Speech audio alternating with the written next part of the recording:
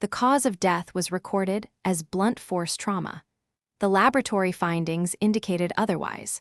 Upon initial examination, the deceased exhibited multiple lacerations present across various regions of the body. These included deep incisions to the neck and chest, consistent with sharp force injuries rather than impact wounds. Further investigation revealed defensive wounds on the hands and forearms, indicative of an attempt at self-protection during a violent encounter. Microscopic analysis of blood spatter patterns suggested multiple assailants or a prolonged struggle. The presence of these lacerations led to a reevaluation of the initial cause of death, highlighting the critical importance of thorough forensic examination in accurately determining mechanisms of injury, and ultimately establishing the true circumstances surrounding the deceased's demise. Further investigation revealed defensive wounds on the hands and forearms, indicative of an attempt at self-protection during a violent encounter. Microscopic analysis of blood spatter patterns suggested multiple assailants or a prolonged struggle. Chapter: Case background. The incident under examination occurred on December 15th at a residential property located in the suburban area of Maplewood, where the deceased was discovered by family members returning home from work. Upon entry to the residence, they initially observed pooled blood in the kitchen and noticed that the front door had been forced open, suggesting an intrusion. The family member reported this immediately to local law enforcement, who arrived at 14:30 hours. A preliminary examination of the scene indicated signs of a struggle, with furniture overturned and items scattered throughout the living room. Initially, it was assumed that the deceased could have fallen or injured themselves accidentally due to the forced entry.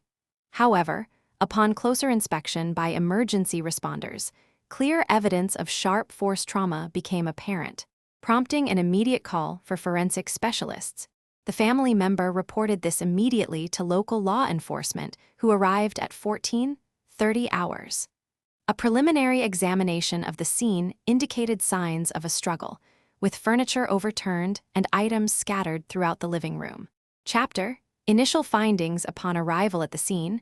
First responders noted a single male individual lying supine on the floor, surrounded by a pool of blood and scattered personal effects. The deceased exhibited multiple lacerations across the anterior thoracic region and upper extremities consistent with sharp force trauma. No immediate signs of defensive wounds were observed on the hands or forearms. Initial medical assessment revealed compromised airway integrity due to extensive bleeding from deep lacerations near the neck. Emergency responders classified the manner of death as undetermined pending further investigation. The scene's condition suggested a sudden and violent event. However, there was no evidence of forced entry or signs of struggle outside the immediate vicinity. This prompted a call for forensic medical examination to elucidate the nature of the injuries and establish a timeline of events leading to the deceased's demise. Chapter: Forensic investigation at the incident site. A systematic collection of physical evidence was conducted to document sharp force trauma sustained by the deceased. Bloodstain patterns on walls and floor were photographed and mapped prior to collection. Swabs from suspected spatter areas were taken for DNA analysis. Lacerations on the body exhibited clean edges consistent with a blade. These were carefully documented through high-resolution photography before forensic tape was applied around each wound site for preservation. A serrated kitchen knife, likely the weapon used in the assault, was found near the primary bloodstain pattern and placed into a marked evidence bag to prevent contamination. All collected items were immediately tagged with unique identifiers and logged into an electronic database, establishing the chain of custody. Notably absent was any defensive wound on the deceased's hands, suggesting immediate incapacitation upon initial contact. Upon examination of the deceased, multiple sharp force injuries were identified, predominantly in the upper torso and neck regions. Histological analysis revealed lacerations with clean margins consistent with a sharp instrument's edge. Hematoxylin and eosin staining was utilized to assess tissue architecture for cellular damage patterns typical of cutaneous lacerations versus abrasions. Bloodstain pattern analysis indicated the presence of arterial spurting, suggesting high-pressure bleeding associated with deep incisions. Microscopic evaluation confirmed the absence of defensive wounds, indicative of a sudden and unexpected attack. DNA testing was conducted on blood samples extracted from the laceration sites to determine any foreign genetic material that might implicate a perpetrator or secondary transfer. Serological panels were run to detect potential trace evidence, such as metal residues consistent with weapon contact.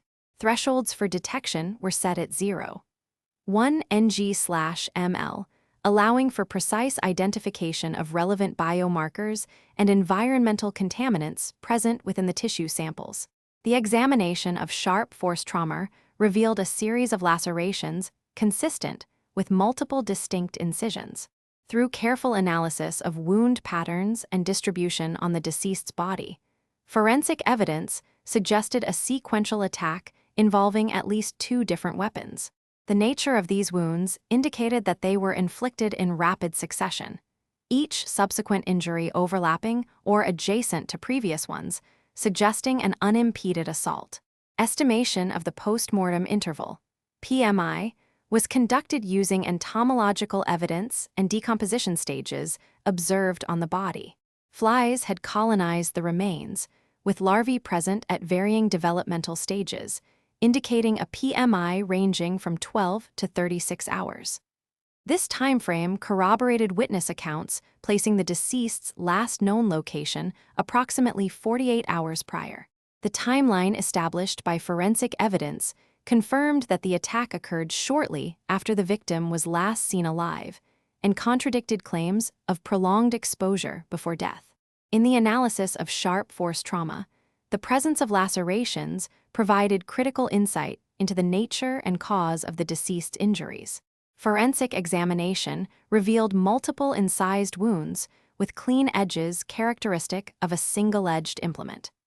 The distribution pattern suggested a series of rapid, deliberate movements indicative of assault rather than accidental injury.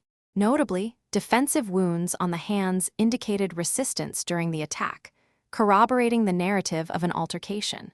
While the specific weapon could not be definitively identified due to lack of trace evidence, its narrow profile was consistent with a knife or similar blade.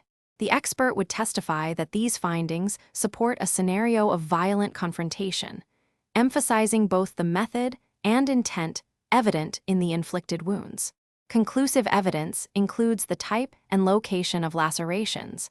Interpretive aspects include the nature of the weapon used and precise sequence of events. Chapter Resolution. The examination of sharp force trauma cases often hinges on a comprehensive analysis of lacerations present on the deceased's body. In this case, meticulous documentation and photographic evidence facilitated an accurate reconstruction of the events leading to death. Initially, multiple superficial cuts suggested a defensive pattern indicative of an altercation. However, deeper investigation revealed more than just surface-level injuries. Upon further dissection and microscopic examination, it became evident that some lacerations were consistent with post-mortem knife wounds inflicted during the process of moving or positioning the body after death. This finding was pivotal in distinguishing between ante- and post-mortem injuries, thus altering our initial hypothesis regarding the sequence of events. The central determination is that the deceased sustained sharp force trauma, resulting in fatal hemorrhaging prior to death. The presence of defensive wounds corroborates a scenario where the deceased actively attempted self-preservation against an assailant wielding a bladed weapon. Post-mortem alterations to these injuries, however, were identified and excluded from causality considerations. Thus, the evidence conclusively established that sharp force trauma was the primary cause of death, with forensic pathology providing critical insights into both the nature and timing of inflicted wounds. This case underscores the meticulous examination required for identifying and documenting sharp force trauma, emphasizing the importance of comprehensive photographic documentation and detailed descriptions of lacerations. It highlights the necessity for precise anatomical mapping to correlate injuries with potential weapon characteristics. The file remains open,